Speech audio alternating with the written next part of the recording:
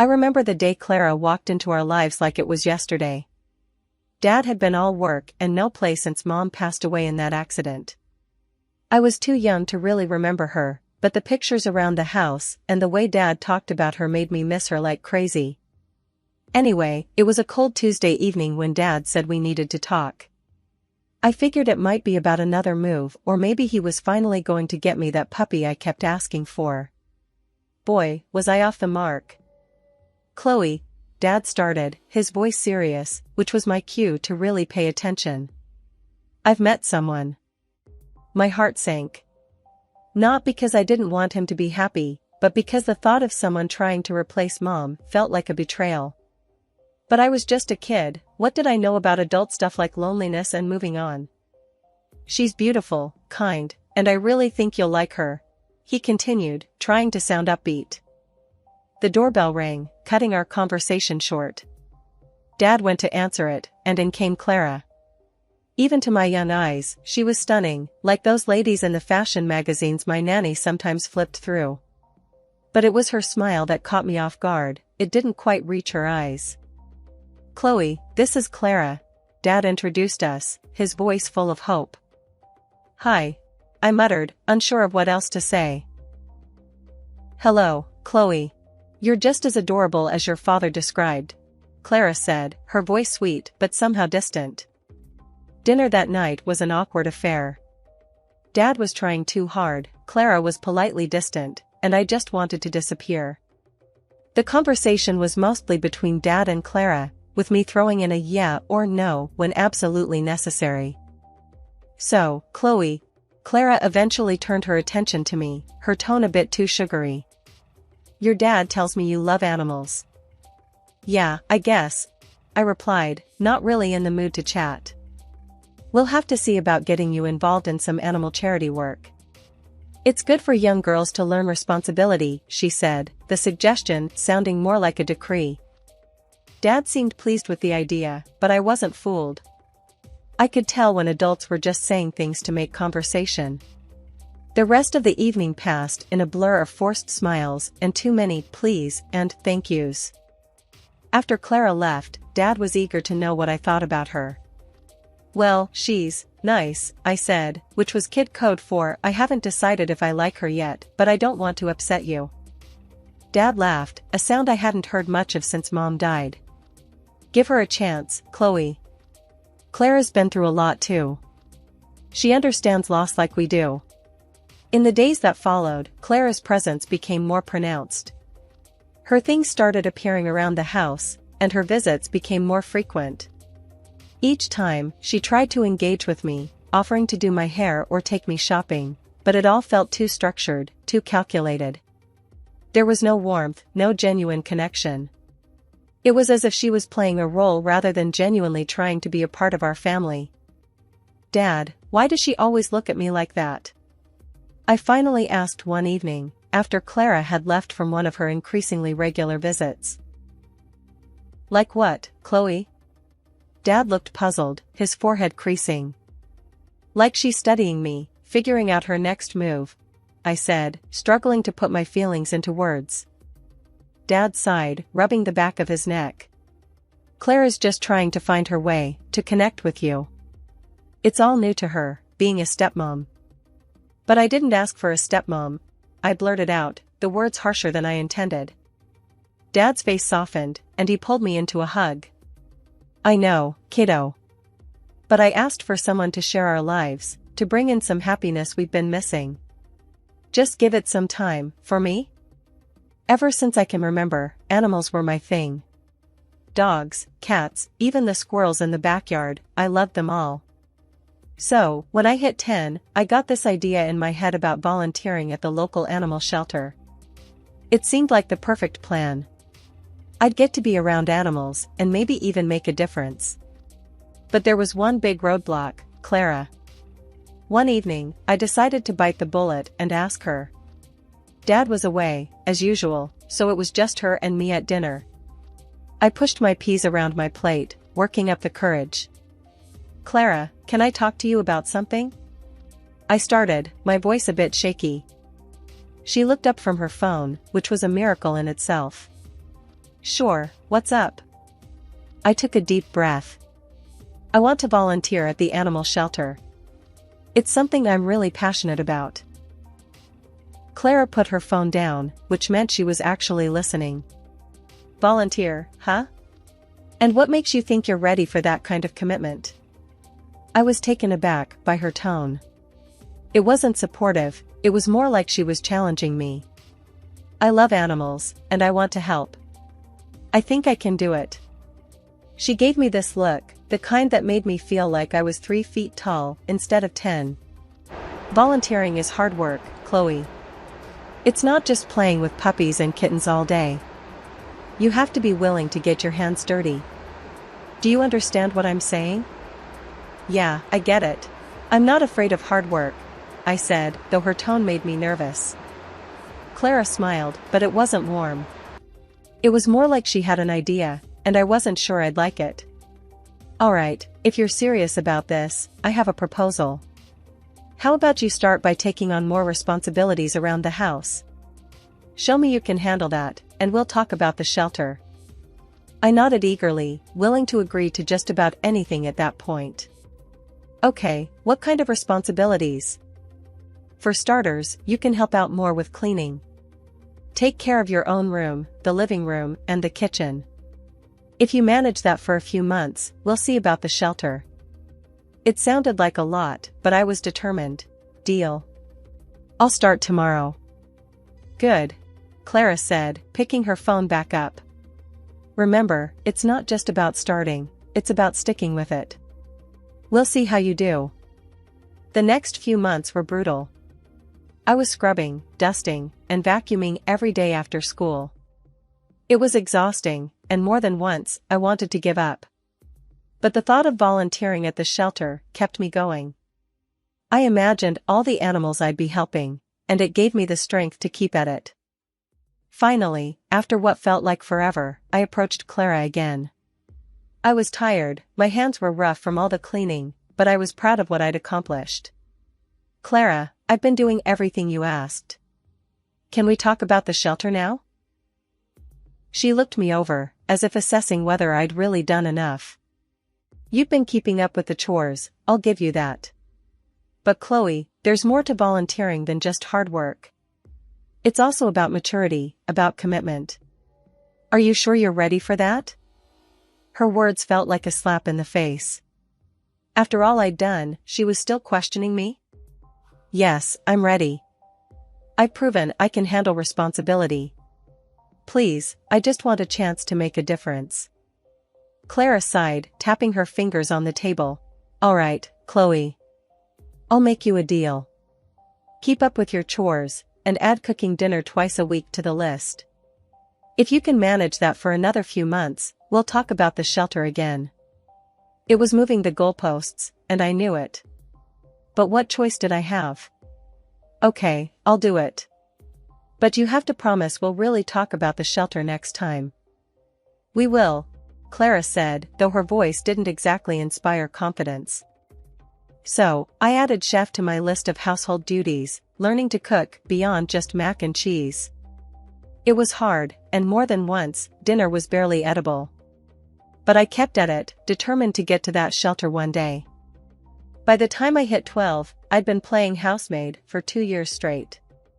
The promise of volunteering at the animal shelter was the carrot dangling in front of me, keeping me going.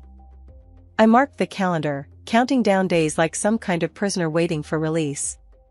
Finally, the day came. I approached Clara with a mix of hope and dread in my gut. Clara, I've done everything you asked. Can I start volunteering at the shelter now? My voice wobbled a bit, showing more nerves than I wanted. Clara was lounging on the sofa, flipping through a magazine like she hadn't a care in the world. She glanced up, her expression unreadable. Oh, Chloe.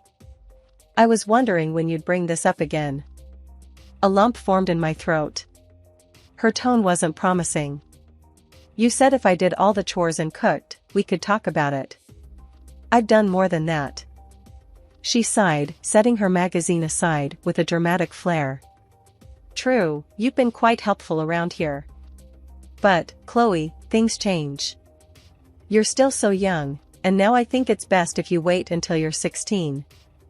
I felt like she'd slapped me. 16? But you promised. Anger bubbled up, raw and hot. Life isn't fair, Chloe. You'll learn that. In the meantime, there's a new deal. Keep up with your current chores, and start preparing meals for the whole family. Consider it part of your training. Training for what? To be Cinderella? I shot back, unable to hide my frustration. Clara's eyes narrowed. Watch your tone, young lady. This is, for your own good. Learning to manage a household is a valuable skill. I stormed off, feeling betrayed and used. The next few months, I kept my head down, doing what was asked without complaint. But the fire inside me didn't die down, it simmered, fueled by every unfair demand Clara placed on me. One day, I accidentally overheard a conversation that blew everything wide open. Clara was on the phone, laughing about how she'd tricked me into doing all her chores while still taking Dad's money for the housekeeper and cook. He hasn't got a clue. And that naive little Chloe is working her fingers to the bone for nothing. Clara gloated. My heart raced, anger turning to ice. I confronted her as soon as she hung up. I heard you. You've been lying to me and Dad. Taking the money and making me do all the work. Why? My voice was steady, fueled by a cold fury. Clara's face went from surprise to smug in seconds. Oh, Chloe. Always so dramatic. It's not like you had anything better to do. Besides, it's high time you learned the world doesn't revolve around you. That's it. I'm telling Dad. I turned on my heel, ready to expose her deceit. The moment Dad walked through the door after his latest trip, I was on him like a shadow. I had rehearsed my speech a dozen times, but when it came down to it, the words just spilled out in a messy torrent. Dad, we need to talk, now. It's about Clara. I blurted out before he could even set down his suitcase. He looked taken aback, but nodded, leading me into the living room, away from the prying ears of Clara, who was conspicuously absent, probably out at one of her endless social events. What's going on, Chloe? Dad's voice was laced with concern, the lines on his face deepening. It's Clara. She's been lying to us, taking the money you send for the housekeeper and cook and making me do all the work instead. And she promised me something she never planned to keep. I rushed, the anger and frustration I'd bottled up pouring out. Dad's expression hardened. I'll handle this, he said, a steely note in his voice I rarely heard. The confrontation that ensued later that evening was like a live wire sparking in the house. Voices raised, words thrown like daggers, and through it all, I stood by the staircase, listening as my world seemed to crumble. Clara's response was venomous, denying everything at first, but eventually turning the argument around, making it about how ungrateful and spoiled I was. Dad wasn't having any of it. The fight ended with Clara storming out, slamming the door behind her, leaving a silence that was almost worse than the shouting. After that, things went from bad to unbearable. Clara's attitude towards me shifted into something cold and dismissive. She would come home late, stinking of alcohol, and find fault in everything. My cooking, which I had painstakingly learned to improve, was never up to her standards. What is this slop? You expect me to eat this? She'd sneer, pushing the plate away. My attempts at keeping the house clean were met with similar disdain. You call this clean? Do it again, she'd command, pointing at a spot on the floor so tiny I'd need a microscope to see it. But the final straw was when I mentioned my dream of becoming a doctor. I had saved that conversation for a time when I thought she might be in a good mood. I was wrong. A doctor? With what money? You think we're made of cash? Clara exploded, her face twisted in rage. Dad, overhearing this, intervened, and another heated argument broke out. She's not spending your money, Clara. It's my decision, and I support Chloe's dream, he said, his voice firm. Their relationship hit rock bottom after that. Clara wouldn't speak to me directly anymore. She communicated through sticky notes left around the house, each one a command for some chore or another. Walking home from school, I never expected the scene that greeted me. The house was buzzing with noise, music blaring, and strangers milling around with drinks in their hands. Confusion and irritation battled inside me as I pushed through the crowd, looking for Clara. I found her in the living room, the center of attention, dancing carelessly with some guy I'd never seen before. "Clara, what's going on here?" I shouted over the music, my frustration peaking. She stopped dancing, turned to me with a drink in one hand, and laughed. It was a cold, joyless sound. "Oh, Chloe, dear. Haven't you heard? Your father's plane crashed." "He's gone," she said, her words casual, as if she was talking about the weather. My heart stopped. "What? That's not funny, Clara." She smirked, taking a sip of her drink. "I wish I was joking, darling. But it's true. And now, everything here," she gestured around the lavish room, "is mine." The room spun, and I could barely stand. "This can't be happening," I whispered, disbelief and grief washing over me. Clara's next words were like a slap in the face. "You should start packing, Chloe. There's no place for you here anymore. No one to protect you," she sneered, turning back to her party. I stumbled out of the room, my mind a whirlwind of shock and sorrow. I couldn't process it, Dad gone, and Clara, she was heartless. I locked myself in my room, picking up the phone with trembling hands. I dialed the number of Dad's old friend, Mr. Jacobs, who'd been a regular before Clara took over our lives. "Mr. Jacobs, it's Chloe," I managed to say, fighting back tears. "Chloe? What's wrong?" His voice was filled with concern. Through sobs, I told him everything. He was silent for a moment before speaking, his tone grave. "I'll be there. We'll sort this out together, Chloe." I didn't know what to do except follow his advice. I packed a bag with my most necessary belongings and documents, anything I thought I might need. As I left my room, suitcase in hand, Clara's laughter followed me out of the house. It was a sound full of victory and malice. I waited outside, feeling more alone than ever, until Mr. Jacobs pulled up. He didn't say anything, just opened the passenger door for me, his face set in a grim line. Sitting across from Mr. Jacobs in the dimly lit cafe, I felt like I was in some kind of bad dream. The noise around us faded into the background as he confirmed the devastating news about Dad. My world crumbled right there, tears streaming down my face as I tried to wrap my head around it all. "Chloe, I know this is hard. I'm so sorry," Mr. Jacobs said, his voice gentle, trying to offer some comfort. I could barely speak through my sobs. How did this happen?" My voice was a whisper, choked with grief. He took a deep breath, steeling himself for what he had to say next. "There's more you need to know. Your father came to see me not long before the accident.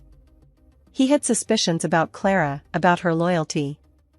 He changed his will, Chloe." I looked up, wiping my eyes. "Changed his will? What do you mean?" "He left everything to you, Chloe. The house, his assets, everything. He wanted to make sure you were taken care of," Mr. Jacobs explained, his eyes showing a mix of sadness and determination. The news hit me like a ton of bricks. Dad knew? And he tried to protect me, even from afar. "What do we do now?" I asked, feeling a mix of anger and resolve. "We take back what's yours. I suggest we call the police and go to the house. I'll be with you every step of the way," Mr. Jacobs said, already reaching for his phone. When we arrived at the house, the police were already there, waiting.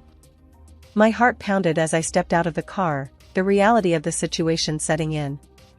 Mr. Jacobs was by my side as we approached the entrance, where Clara stood, surrounded by the remnants of her party, a look of shock on her face. "This is my house now, Clara. You need to leave," I said, my voice stronger than I felt, fueled by the injustice of it all. Clara laughed, a hollow sound, trying to mask her fear. You think you can just kick me out? This is my home too. The will says otherwise. You have no claim here. It's time for you and your guests to go, Mr. Jacobs interjected, his tone leaving no room for argument.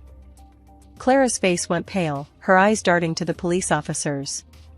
She knew she had lost. Without another word, she gathered her things, her guests following suit, the reality of the situation dawning on them as well.